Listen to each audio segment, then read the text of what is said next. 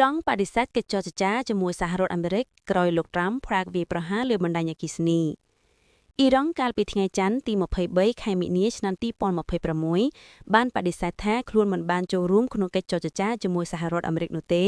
បន្ទាប់ពីប្រធានាធិបតីអាមេរិកលោកដូណាល់ត្រាំបានប្រកាសផ្អាកការវាយប្រហារគំទេចបណ្ដាញផ្គត់ផ្គង់អគ្គិសនីរបស់អ៊ីរ៉ង់ជាមួយការអះអាងពីកិច្ចចរចាប្រកបដោយផ្លែផ្កាឆ្ពោះទៅរកការបិទបញ្ចប់សង្គ្រាមនេះបើតាមការចេញផ្សាយដោយទីភ្នាក់ងារសារព័ត៌មាន Reuters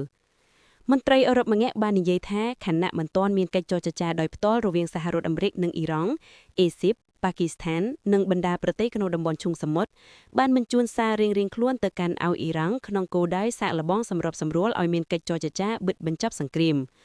មន្ត្រីប៉ាគីស្ថានម្នាក់ថែមទាំងបានប្រាប់ Reuters ទៀតផងថាកិច្ចចរចាដោយផ្ទាល់ដើម្បីបិទបញ្ចប់សង្គ្រាមអាចនឹងត្រូវបានធ្វើឡើងក្នុងទីក្រុងអ៊ីស្លាមាបាតក្នុងពេលឆាប់ៗឬអាចក្នុងសប្តាហ៍នេះតែម្ដង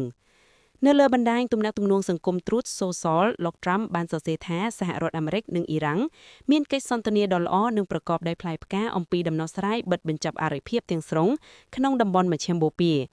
ដូច្នេះលោកបានសម្រេចចិត្តផ្អាកការវាយប្រហារគំទេចបណ្ដាញផ្គត់ផ្គង់អគ្គិសនីរបស់អ៊ីរ៉ង់រយៈពេល5ថ្ងៃបន្ទាប់ពីលោកផ្ទាល់បានគម្រាមថានឹងគំទេចបណ្ដាញអគ្គិសនីអ៊ីរ៉ង់ក្នុងពេល48ម៉ោងប្រសិនបើតេហេរ៉ាំងមិនព្រមបើកច្រកសមុទ្រ Hormuz ឡើងវិញទាំងស្រុងទេនោះការប្រកាសផ្អាកអសានវិទ្យរបស់លោកត្រាំបានធ្វើឲ្យទីផ្សារភាគហ៊ុនឡើងថ្លៃរីឯតម្លៃប្រេងធ្លាក់ចុះមកនៅក្រៅ$100ក្នុង1បារ៉ែលកាលពីថ្ងៃច័ន្ទ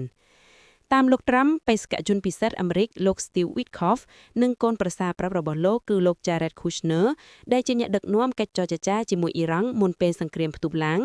បានបើកកិច្ចពិភាក្សាជាមួយមន្ត្រីកម្ពុជាម្នាក់របស់អ៊ីរ៉ង់កាលពីល្ងាចថ្ងៃអាទិត្យសប្តាហ៍មុនហើយបន្តដល់ថ្ងៃច័ន្ទម្សិលមិញលោកត្រាំមិនបានបញ្ជាក់ថាតើមន្ត្រីកម្ពុជាអ៊ីរ៉ង់រូបនោះជានរណានោះទេដោយគ្រាន់តែនិយាយថាយើងបានពិភាក្សាជាមួយបុរសម្នាក់ដែលខ្ញុំជឿថាជាមេដឹកនាំម្នាក់គួរឲ្យគោរពនោះមន្ត្រីអ៊ីស្រាអែលម្នាក់បាននិយាយថាដៃគូសន្ទនាខាងភៀកគីអ៊ីរ៉ង់គឺជាប្រធានសភាអ៊ីរ៉ង់លោកម៉ូហាម៉េតបាគៀកាលីបាហ្វក៏ប៉ុន្តែលោកកាលីបាហ្វបានបង្ហោះសារលើបណ្ដាញទំនាក់ទំនងសង្គម X ដោយបដិសេធថាមិនមានកិច្ចចរចាជាមួយសហរដ្ឋអាមេរិកនោះទេហើយថាការលើកឡើងរបស់លោកត្រាំគ្រាន់តែជានិយាយបំភ្លៃការពិតនិងចុះក្រឡុកទីផ្សារហិរញ្ញវត្ថុក៏ដូចជាឲ្យប្រេងធ្លាក់ថ្លៃតែប៉ុណ្ណោះ